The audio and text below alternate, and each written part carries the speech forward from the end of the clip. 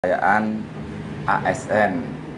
Sesuai dengan surat dari Inspektorat Pemberitahuan Pelaporan LHK ASN tahun 2021 bahwa berdasarkan surat edaran Menteri Pendayagunaan Aparatur Negara dan Reformasi Birokrasi nomor 1 tahun 2015 tentang kewajiban penyampaian laporan harta kekayaan aparatur sipil negara pada instansi pemerintah.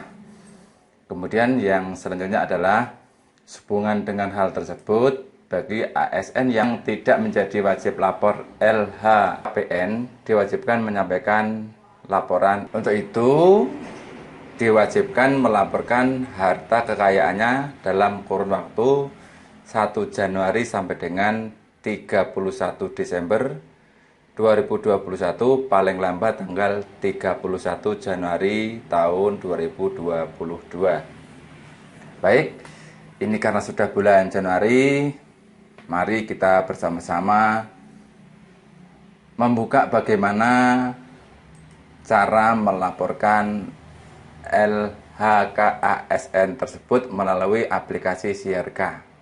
Sebelumnya kita masuk melalui browser, salah satu browser, kemudian di sini kita ketik Siharka, teman-teman ya.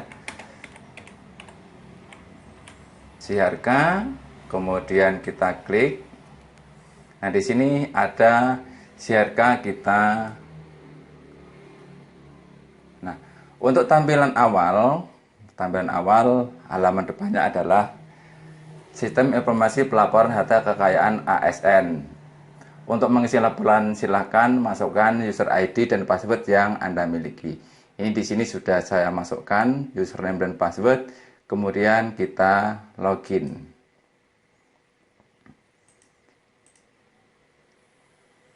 Kita masukkan kode kapita. Selanjutnya kita login. Setelah kita login, kita dimasukkan pada halaman berikutnya. Yang pertama adalah halaman ini, halaman beranda. Di sini ada daftar laporan, laporan baru, profil, bantuan, dan keluar. Untuk daftar laporan ini adalah laporan yang sudah kita lakukan pada tahun-tahun sebelumnya, teman-teman ya. Jumlah laporan ini ada 2 karena kita sudah pernah melakukan pelaporan sebanyak 2 kali. Tetapi untuk kali ini kita akan membuat laporan baru, teman-teman ya. Kita klik di sini adalah laporan baru. Nah, di sini ada beberapa tab. Di sini ada data pribadi, kemudian data keluarga, harta kekayaan, penghasilan, pengeluaran, dan kemudian nanti di sini ada selesai. Untuk data pribadi ini, apabila kita nanti akan merubah atau mengedit sesuatu, memperbarui, ini bisa kita edit, teman-teman. Bisa kita sesuaikan. Tetapi apabila tidak kita edit dan data itu sudah tetap, tidak ada perubahan, maka di sini kita simpan. Untuk berikutnya, apabila sudah tersimpan, maka kita selanjutnya ke data keluarga. Data keluarga ini, teman-teman, apabila kita ingin memunculkan data yang sudah ada, ini di sini ada tombol biru, tombol hijau. Di sini kita akan memunculkan kembali data suami atau istri kita yang sudah kita tuliskan datanya pada pelaporan sebelumnya di sini. Dan ini apabila kita ingin merubahnya, di sini ada fitur tanda hapus. Berikutnya untuk data anak juga sama. Di sini kita klik, kemudian data anak sudah tampil, yaitu untuk data anak kita yang sudah kita laporkan pada pelaporan sebelumnya. Apabila data anak tersebut kita ingin merubahnya, menambah atau mengurangi, maka di sini kita ada masukan baru. Di sini bisa kita tambahkan. Kemudian kalau datanya sudah selesai, maka selanjutnya adalah kita simpan. Namun di sini karena tidak ada perubahan, maka kita hilang saja. Karena data tetap, maka kita teruskan untuk langkah selanjutnya, yaitu pada harta kekayaan. Harta kekayaan ini sama, teman-teman ya. Harta kekayaan ini sama. Apabila yang pertama adalah harta kekayaan ini ada bermacam-macam. Yang pertama adalah harta tidak bergerak, harta bergerak, surat berharga, uang tunai, piutang. Selanjutnya adalah hutang yang terakhir. Untuk masing-masing harta ini, coba kita lihat satu persatu. Harta tidak bergerak, teman-teman, di sini berupa tanah dan bangunan. Apabila kita ingin memunculkan data yang lalu, maka kita klik tanda hijau di sini. Ini karena tahun kemarin tidak ada tanah dan bangunan, maka apabila misalnya saja kita ingin menambahkan masukan baru, maka di sini adalah data-data tanah atau harta tidak bergerak yang ingin kita laporkan. Kita isi semuanya, kemudian nanti kalau selesai kita simpan. Namun teman-teman apabila ingin kurang jelas atau data apa yang harus kita isikan, kita klik salah satu, maka di sini kita ada fitur info. Info ini adalah menampilkan semacam panduan. Misalnya di sini adalah harta tidak bergerak dalam kurung tanah dan bangunan. Ini adalah ada petunjuk cara-cara mengisi masing-masing kolom, teman-teman. Jadi teman-teman tidak usah takut untuk mengisi karena di sini di masing-masing tab ini ada panduannya. Begitu juga untuk harta yang bergerak, teman-teman. Di sini harta yang bergerak ini ada bermacam-macam. Di sini ada alat transportasi. Untuk selanjutnya ada peternakan, perikanan, perkebunan dan seterusnya. Di sini ada logam mulia, batu mulia, barang-barang seni dan seterusnya. Untuk memunculkan data tahun lalu yang sudah kita laporkan, maka sama di sini tanda hijau ini kita klik, maka yang sudah kita laporkan pada tahun kemarin maka di sini akan muncul, teman-teman. Dan apabila misalnya kita ingin menambahkan atau menghapus, barangkali di sini kalau menghapus di sini kita hapus, kemudian kalau ingin kita menambahkan di sini maka ada masukan baru.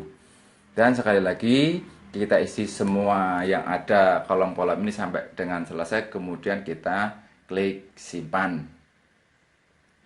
Dan apabila kita misalnya ragu, tidak tahu bagaimana cara mengisinya, maka kita klik saja di sini info. Info ini adalah panduan bagaimana cara mengisi dan apa yang harus kita isikan.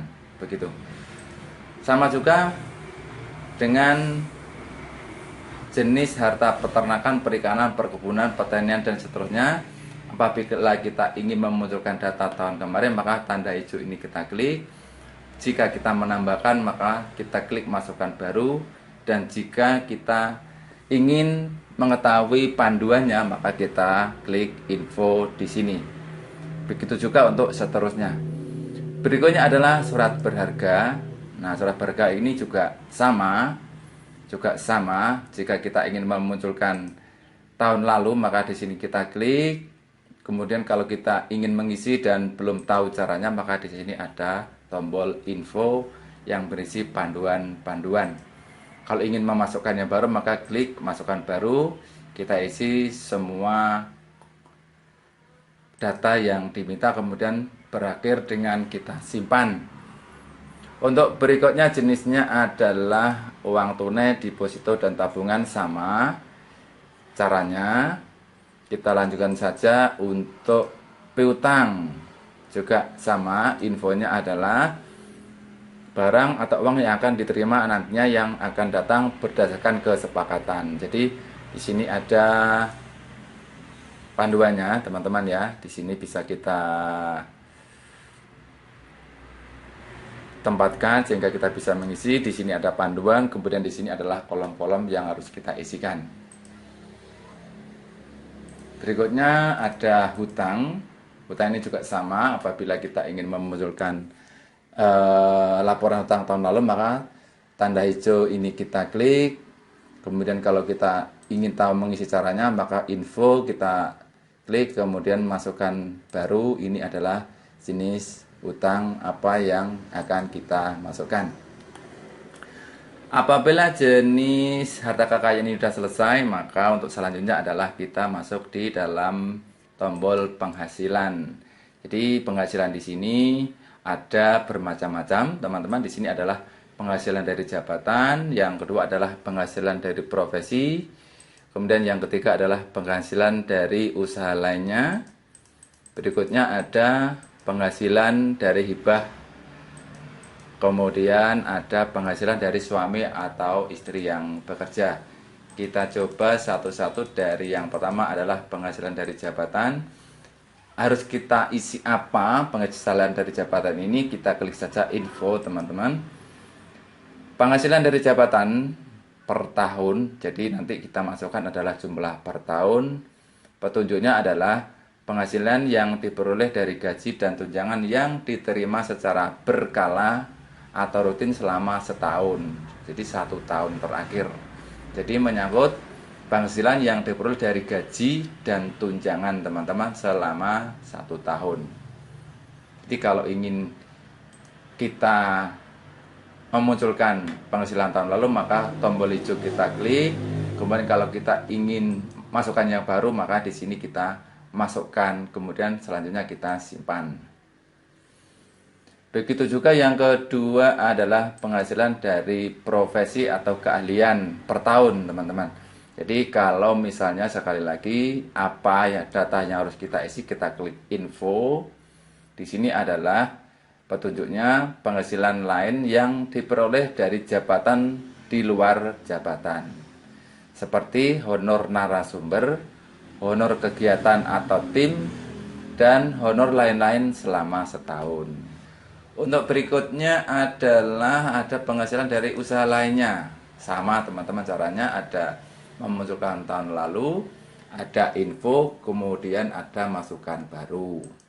Berikutnya ada penghasilan dari hibah atau lainnya. Sama caranya, memunculkan tahun lalu, info atau petunjuk, kemudian di sini adalah apabila kita ingin mengisi data yang baru.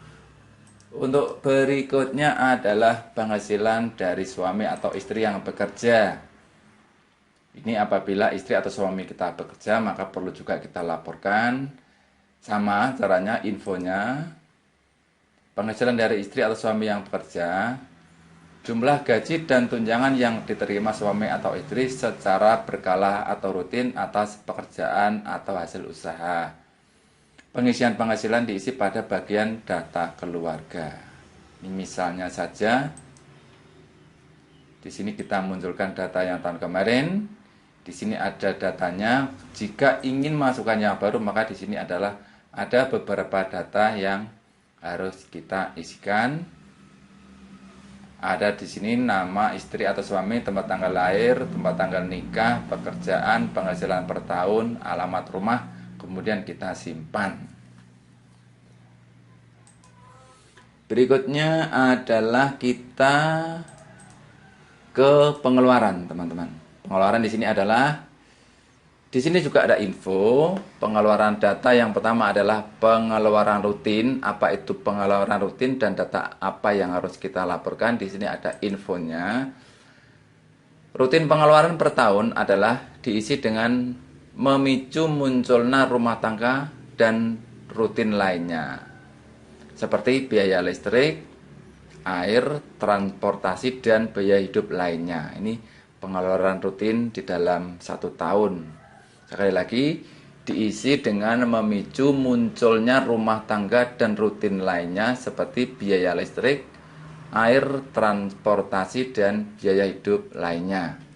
Kemudian yang kedua adalah untuk pengeluaran, apa yang harus kita isikan dan laporkan adalah di sini diisi dengan pengeluaran selain pengeluaran rutin seperti rekreasi, asuransi, pengobatan, dan sebagainya. Ini adalah pengeluaran lainnya. Jadi pengeluaran itu ada 2, pengeluaran rutin dan pengeluaran lainnya, dan kita jumlah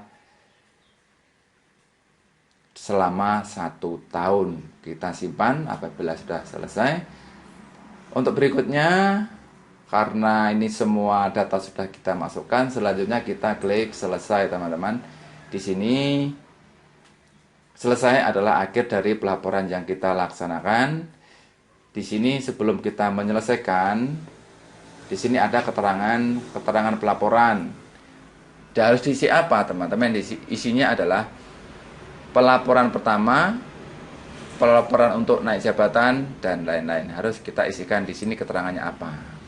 Kemudian untuk selanjutnya kita klik selesai dan lihat laporan, gitu teman-teman.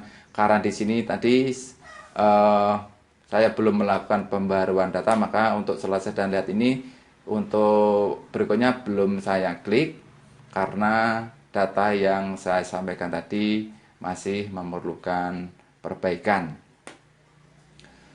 Untuk berikutnya, apabila ini sudah kita klik dan sudah terkirim ke inspektorat teman-teman, maka data tersebut sudah tidak bisa kita rubah kembali. Selanjutnya ada di sini ada detail laporan yang sudah kita laporkan. Kemudian di sini apabila kita ingin mencetak, di sini apabila kita ingin merubah, kirim ke inspektorat, cetak bukti lapor.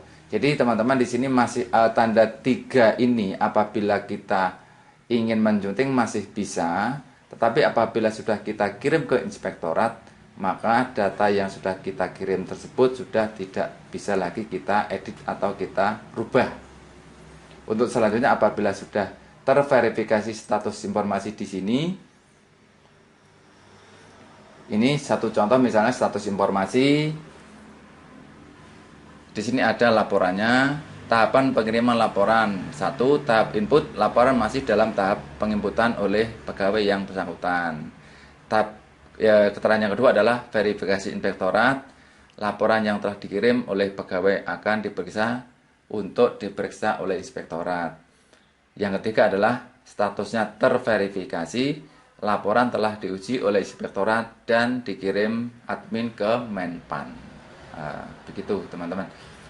Itu teman-teman sedikit mengenai bagaimana cara mengisi LHKASN. Semoga bisa membantu. Terima kasih. Wassalamualaikum warahmatullahi wabarakatuh.